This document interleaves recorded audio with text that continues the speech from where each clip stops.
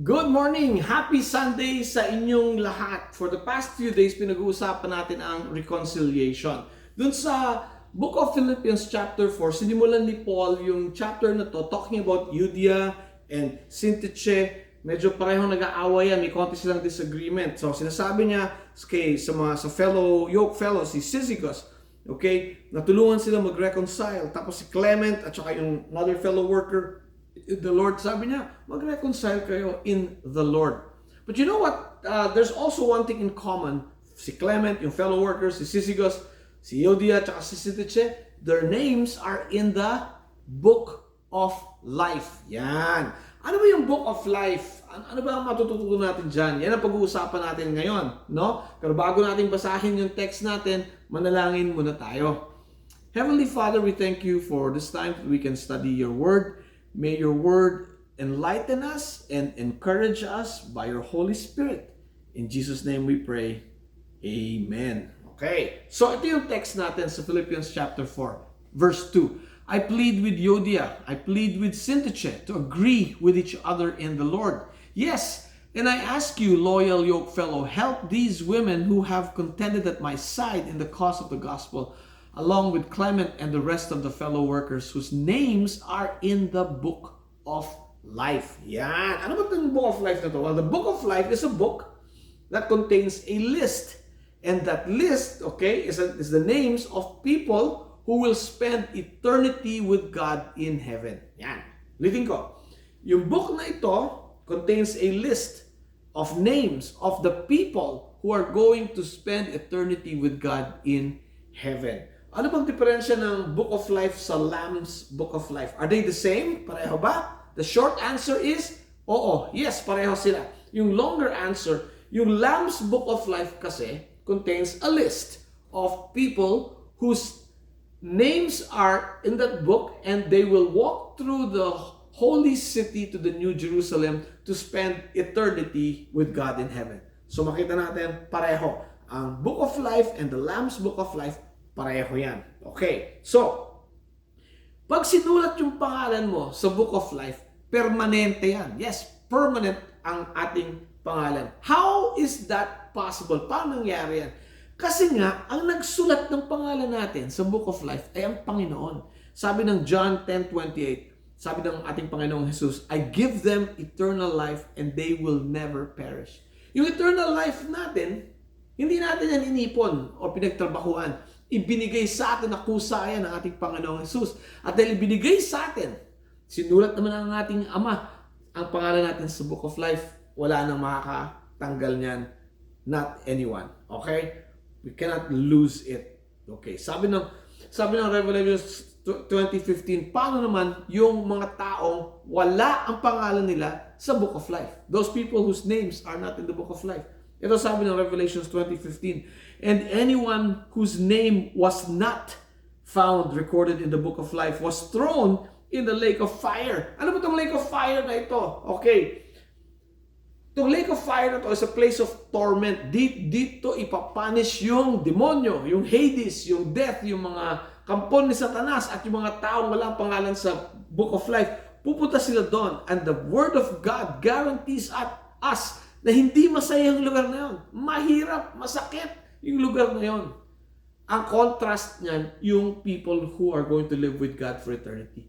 Napakasarap ng buhay natin sa paraiso kasama ang Diyos for eternity. Ito eternity punishment. Ito eternity in paradise. Okay. Ngayon, alam na natin kung ano yung Book of Life na yan. Dapat ang tanong ninyo, paano ko malalaman kung talagang nandoon yung pangalan ko sa Book of Life? Okay. How do I know that my name is written in the Book of Life?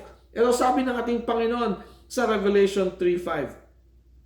All who are victorious will be clothed in white. I will never erase their names from the Book of Life, but I will announce before my Father and His angels that they are mine. Okay, may dalawang importanteng concepts dito.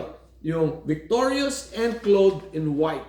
Yung clothed in white, okay, picture yan ng isang nahugasan na, no? Dalabhan ng dugo ng ating Panginoong Jesus, washed in the blood. Siyempre, kung washed in the blood ka na, you're going to be white as snow. Sabi ni Isaiah sa chapter 1:18, come, let us settle this, says the Lord.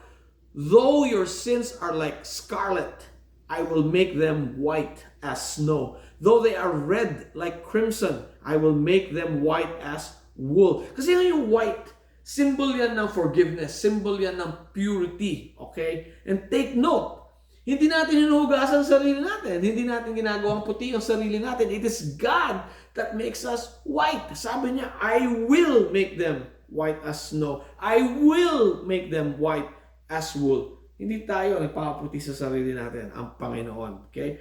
Dahil natanggap natin yung forgiveness ng Panginoon, we can now live a victorious life. Okay? Okay, ano ba sabi sa Bible sa Ephesians 2:1? That we were dead in our transgressions and sins in which we used to live and walk according to the course of the world, according to the prince of the power of the air. Yan ang Satanas, no? Of the spirit in the sons of disobedience. Ito ang ginagawa ng mga tao mula sa book of life, no? They're dead in their transgressions and sins. They walk according to the course of this world. They listen to the prince of the power of the air, si Satanas, and they are sons of disobedience. Now, if you want to live a victorious life, okay, you have to opposite yan. Hindi ka na dead in your transgressions and sin, kaya born again ka. Diba? You are born again, hindi ka na dead. Number 2, you're not being controlled by sin anymore. Okay? Hindi ka na ina-influensyahan ng sin. Pangatlo, okay, hindi ka naniniwala sa sabi ng mundo. Naniniwala ka sa sabi ng Diyos. At hindi ka na influenced by Satan. You're now influenced by the Holy Spirit. Wala kang spirit of disobedience. Meron kang spirit of obedience to God and His Word. Okay? Kung gusto nyong malaman kung talagang nandoon yung pangalan nyo sa Book of Life, ito yung dapat yung tanongin. Have you repented of your sins and believed in Jesus Christ? No? Have you repented of your sins and believed in Jesus Christ? Ang daling sabihin, yes, I repent and I believe in Jesus Christ. Pero ito yung sabi ni James sa chapter 2 verse 19, even the demons believe. Naniniwala din mga demonyo na may Diyos. Pero nag-repent ba sila? Yun ang key. Yun ang importanteng element. Repentance and belief. Kasama sa belief yung repentance. And repentance is a change of mind about God that results in a change of actions. Ulitin ko. Repentance is a change of mind about God that results in a change of actions. Okay? Kasi here's the truth. God loves you. God wants to forgive you. God has sent His Son Jesus to be punished for you. And He wants you to surrender to Jesus. Pag tinanggap natin yan, okay, magbabago yung mindset natin. Ito ngayon change of mind. Okay?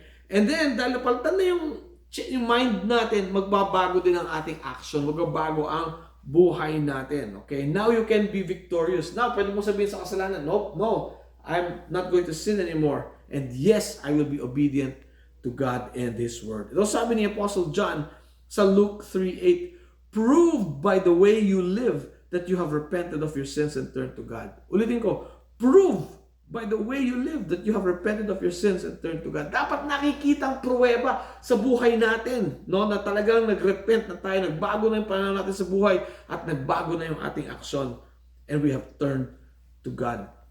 Alam nyo, para sa marami sa atin, medyo malapit na yung New Year, ilang oras na lang, New Year na.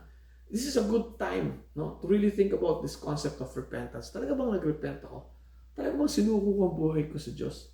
Nakikita ba sa buhay ko yung panibagong buhay? Yung change of mind that leads to a change in action? Baka naman, para kay mga demonyo, naniniwalang may Diyos, pero walang repentance. Diba?